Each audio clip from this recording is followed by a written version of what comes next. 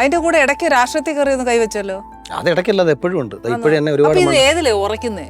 അതെന്താന്ന് വെച്ചാല് ഇത് പറയുമ്പോൾ തന്നെ ആൾക്കാർ കളിയാക്കി. ഈ പല മേഖലയിൽ ദൈവം ആർക്കും കഴിവ് കൊടുക്കരുത്. ഇതിപ്പോ അപ്പൊ അതാണ് പറ്റിയ പ്രശ്നം. ഞാൻ പണ്ടേ പറയുമായിരുന്നേ, ഒറ്റ കഴിവേ കൊടുക്കാവൂ. അതിലാകുമ്പോൾ നമുക്ക് ഒരു പ്രശ്നമല്ല. ബാക്കി ഇപ്പുറത്ത് മണ്ടരാന്ന് പറഞ്ഞാലും ഇതിൽ പിടിച്ചു നിൽക്കാൻ പറ്റും.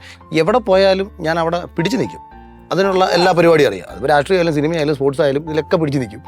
പക്ഷേ ഇതിലൊന്നിലും നമ്മൾ ഒരു ബെസ്റ്റ് ആകുക, അതാണല്ലോ ഇമ്പോർട്ടൻസ്. അങ്ങനെ ബെസ്റ്റ് ആകാൻ പറ്റിയത് ബിഗ് ബോസിൽ ചെന്നപ്പോഴാണ്. കാര്യം എന്ന് വെച്ചാൽ ഇതെല്ലാം ഇംപ്ലിമെന്റ് ചെയ്യാൻ പറ്റുന്ന സ്പേസ് അവിടെയാണ്. സംസാരം, കല, കായികം, മെന്റൽ എബിലിറ്റി, ഇതെല്ലാം കൂടെ നമുക്ക് ഒരേപോലെ ഇംപ്ലിമെന്റ് ചെയ്യാൻ പറ്റുന്ന ഒരു സ്പേസിൽ ചെന്നപ്പോൾ നമുക്ക് സക്സസ് ആകാൻ പറ്റി. അപ്പം അതുകൊണ്ട് ഇങ്ങനെ കൺഫ്യൂഷൻ അടിച്ചു. രാഷ്ട്രീയം വരുന്നത് അതുകൊണ്ടാണ്. ഇപ്പോഴും കുറെ മണ്ഡലങ്ങളിലൊക്കെ പേരുണ്ട്. ഇഷ്ടമാണോ രാഷ്ട്രീയത്തിൽ? രാഷ്ട്രീയത്തിൽ ഇറങ്ങാനൊക്കെ ഇഷ്ടമാണ് ചേച്ചി. എന്ന് വെച്ചാൽ ഇറങ്ങാൻ ഇഷ്ടമാണെന്ന് വെച്ചാൽ ഞാൻ പണ്ടൊക്കെ ചിന്തിച്ചത് നമുക്ക് മറ്റുള്ളവർക്ക് വേണ്ടി എന്ത് ചെയ്ത് കൊടുക്കാൻ പറ്റും. ഈ ചിന്തയാണ് ഞാൻ ഈ ജോലിയൊക്കെ കളഞ്ഞിട്ട് ഇറങ്ങുന്ന സമയത്ത് ഫസ്റ്റ് തോട്ട് അതാണ്. ഈ കൂടുതൽ കാര്യങ്ങൾ നാടിന് വേണ്ടി ചെയ്യാൻ പറ്റും. ഇപ്പം കലാകാരന്മാരും അങ്ങനെ തന്നെ ചെയ്യുന്നത്. ഒരുപാട് പേരെ സന്തോഷിപ്പിക്കുന്ന ജോലി കലാകാരന്മാർ ചെയ്യുന്നുണ്ട്. മറ്റേത് നമ്മുടെ ഒരു കഴിവുകൊണ്ട് അല്ലെങ്കിൽ ഒരാൾക്ക് വേണ്ടി ഒപ്പം നിന്നുകൊണ്ട് ഇച്ചിരി റിസ്ക് എടുത്താലും വേണ്ടിയില്ല, കൂടുതൽ കാര്യങ്ങൾ ചെയ്യാൻ പറ്റുന്നൊരു സ്പേസ് നമുക്ക് ക്രിയേറ്റ് ചെയ്യപ്പെടും. അപ്പം നമ്മൾ ഒരാൾ ഭൂമിയിൽ ജീവിച്ചിരിക്കുന്നത് കൊണ്ട് ഒരുപാട് പേർക്ക് പ്രയോജനപ്പെടുന്ന ഒരു അവസ്ഥ ഈശ്വരൻ നമുക്ക് ഉണ്ടാക്കി തന്നാൽ അതിന് സ്പേസ് ഒരുക്കുന്ന അതിനുള്ള തന്റെ മക്കളിലുണ്ട്. ഉള്ള കാര്യം ഉള്ളതുപോലെ തുറന്നു പറയാനുള്ള ഒരു ചങ്കൂറ്റം തീർച്ചയായിട്ടും മക്കളിലുണ്ട്. അവിടെ രാഷ്ട്രീയത്തിലായാലും പേടിക്കാനില്ല. അല്ല, അങ്ങനെ അത് ഞാൻ ജഗദീശ്വരനെ ഇടയ്ക്ക് ഞാൻ വിളിച്ചായിരുന്നു. അപ്പം ജഗദീഷ് ചേട്ടനും നേരത്തെ രാഷ്ട്രീയത്തിൽ ഒന്നും വന്നായിരുന്നല്ലോ. അപ്പം ജഗദീഷ് ചേട്ടനും പറഞ്ഞു, ജഗദീഷ് ചേട്ടന് അത് വർക്കല്ല കാര്യം, അദ്ദേഹം കുറച്ചുകൂടെ അപ്പം. പക്ഷെ അഖിൽ കുഴപ്പമില്ല, അഖിലിനെ പോലൊരാൾക്ക് വഴങ്ങും. ശരിക്കും വഴങ്ങും. കാര്യം ബോധേഡല്ല അല്ലേ?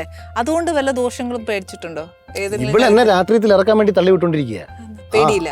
ഇവള് എന്നെ അണ്ണണ്ണാന്നല്ലോ വിളിക്കുന്നത്. ഞാൻ ഇവളെന്നെ കാണുമ്പോൾ ഞാൻ കതറിട്ട് നടക്കുന്ന സമയത്താണ്. കതറിട്ട് നടക്കുന്ന മാത്രമല്ല കേട്ടോ, എനിക്ക് അന്നത്തെ ഒരു രാഷ്ട്രീയ പാർട്ടിയിൽ അടിയിൽ തലയെ പൊട്ടി ചോരയെ കുളിച്ച് വരുന്ന സമയത്ത് അമ്മയും മോളും കണ്ടുകൊണ്ടിരുന്ന കൈയടിച്ചതാണ്.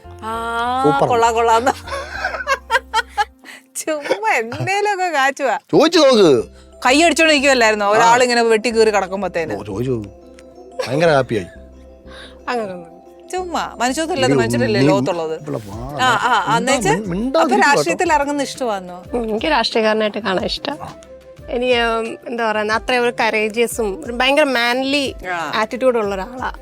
അപ്പം അതുകൊണ്ട് തന്നെ ഇപ്പം മറ്റൊരാൾക്ക് വേണ്ടിയിട്ട് നിൽക്കാനോ അല്ലെങ്കിൽ ഒരു ഫ്ലേവറിസം കാണിച്ച് നിൽക്കാനോ അല്ലെങ്കിൽ ഇങ്ങനെ ചെയ്താൽ മോശമായി പോവല്ലോ എന്നൊന്നും നോക്കാതെ ആ ഒരു ഭയങ്കര സ്ട്രേറ്റ് ഫോർവേഡ് ആയിട്ടുള്ള സംസാരവും പ്രവൃത്തിയും അതുപോലാണ്.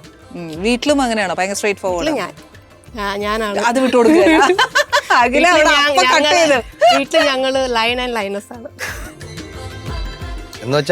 ആണെങ്കിലും അത് ചേച്ചി വീഡിയോ കണ്ടിട്ടില്ലേ? സിംഹത്തിന്റെയും സിംഹിണികളുടെയും വീഡിയോ കണ്ടിട്ടില്ലേ? ഈ സിംഹിണികൾ സിംഹത്തെ ഇങ്ങനെ അടിച്ചമർത്തിക്കൊണ്ടേയിരിക്കും.